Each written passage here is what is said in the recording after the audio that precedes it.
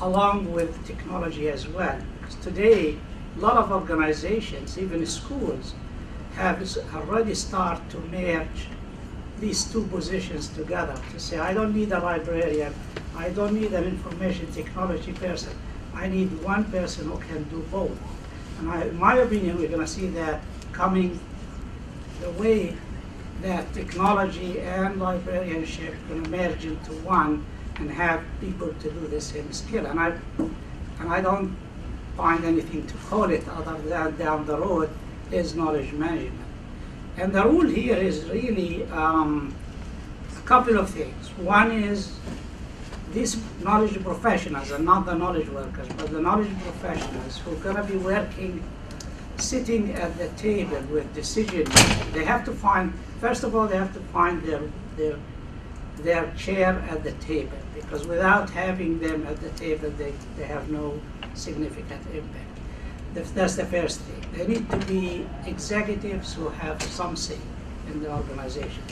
So they need to be facilitators, people who are able to facilitate knowledge practices and knowledge processes. People who facilitate knowledge creation, knowledge discovery. They don't have to do knowledge discovery. I'll give you an example. If a company has a lot of data, say Walmart has a huge amount of data, and they don't want to mine that data. They want to find some trusting patterns of communities. What do they like to eat, what they don't like to eat, and that sort of things. And what type of Walmart they could customize for that community. Well, they could do that based on the data they collect. They collect a huge amount of data. Well, they need a knowledge professional to advise them on how they go about doing it, which in another word, they want that knowledge professional could be employing IT people, programmers, mathematician, statistician, whatever he needs to be able to mine that data and advise, prepare that knowledge and put it to the executive. This is a facilitator role. It's not, he doesn't need to do knowledge discovery per se. There are researchers in the organization who are doing knowledge creation. Knowledge professional is not the person who do actual knowledge creation, it's the researchers who are doing it. But he facilitates their role. They need information. They need to talk to each other. He can get them to talk to each other. So imagine you have different research group in your organization, and they're doing the same thing, and they're not aware of they doing the same thing. But a knowledge professional could actually look from above and say, hey, you're doing the same thing, repeating the same thing, let's get together. So that's a facilitator. Another rule, I see it as a diagnostic. I'm going to get you to kind of wrap that one up because we got a couple of more. Oh, sorry. I'll stop. Go ahead. You sure you don't want to just wrap up what you were about to say? Well, the one other thing I want to say is that they have more of the diagnostic rule. So organizations have way too many problems, cultural problems, structural problems, all these. They need someone who have a holistic view, have a system thinking, someone who is able to think big. Look at the organization and say, we have a problem here. Can we fix it? And probably advise the management on how to fix it. Another quick one is the providing decision support or helping the decision making within the organization. And the last one that I think is very important, they need to have business and political orientation. Business orientation, a lot of organizations sometimes don't have good business sense, especially public organization. They just spend money. They don't have the thinking that we need to operate more efficient for some reason. But then there is this political landscapes in the organization that person needs to be mindful of. So that's types of competency that we need to teach those people on how to deal with issues related to politics within the organization, cultural issues, and that sort of thing. Sir, I look at the knowledge competencies that organizations need, and when you go into an organization, the first thing you've got to ask the organization and to look at the organization is to really look at a knowledge assessment of that organization. Where are they? If they don't know where they are, I can guarantee you they don't know where they're going. And so when you begin to look at that and get them to look at it, then they realize what they don't have in terms of skill sets, the right people, the competencies, the KM components of an organization. And so we do at Ernst & Young a 5-level step of knowledge management assessment or maturity model. APQC uses a 5-level step as well, so they're very much parallel. And it's just tremendous because one thing it does for us is it allows us to show them what they don't have and where their competencies are. Now, I've been at this for 19 years, starting back in '92, building these different centers. And when you build centers, you have to hire people. And when you hire people, I hired a lot of good people. I hired a lot of bad people. I hired a lot of warm bodies to get things going, to get things moving, and then you had to move them on. So I've been through a lot of people. And the one thing I've learned, if you hire the best, you're ahead of the rest of the people. So when you're looking at knowledge professionals, hire the best. Now, to Ed's point about, hey, but I can't get somebody with a master's or the PhD to come in because of the salary, and they're the best. They may not be the best. And here's where I think the competencies come in.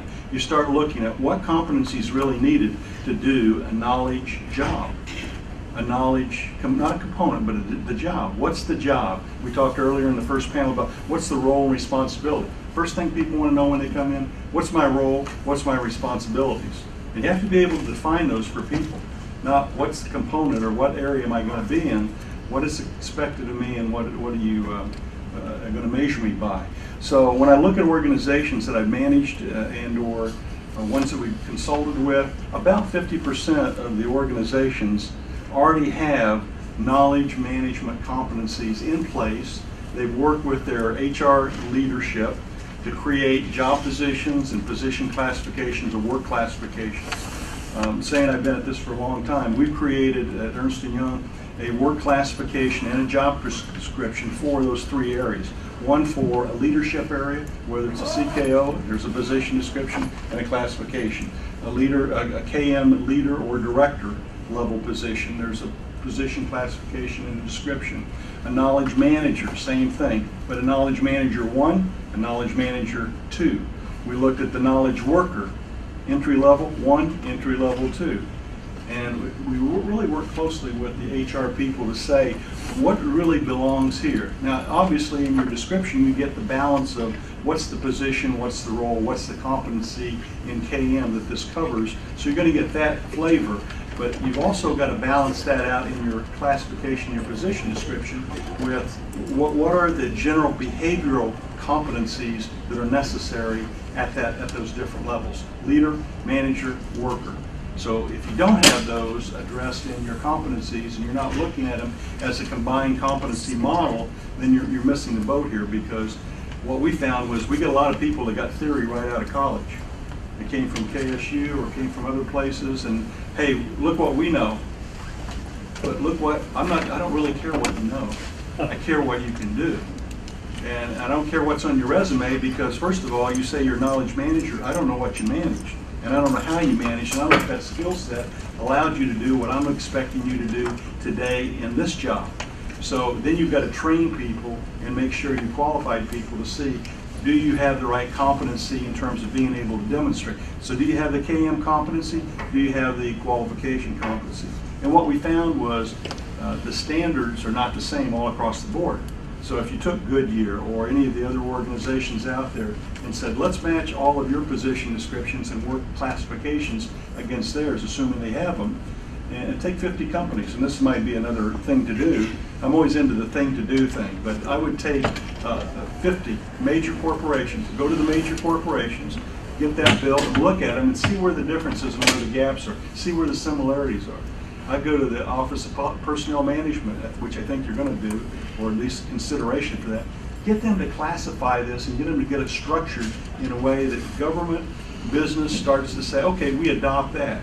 Because where do your HR people go to get this when they're coming to the KM people? Exactly to those places. So they bring it into your organization, then you classify it, then you standardize it.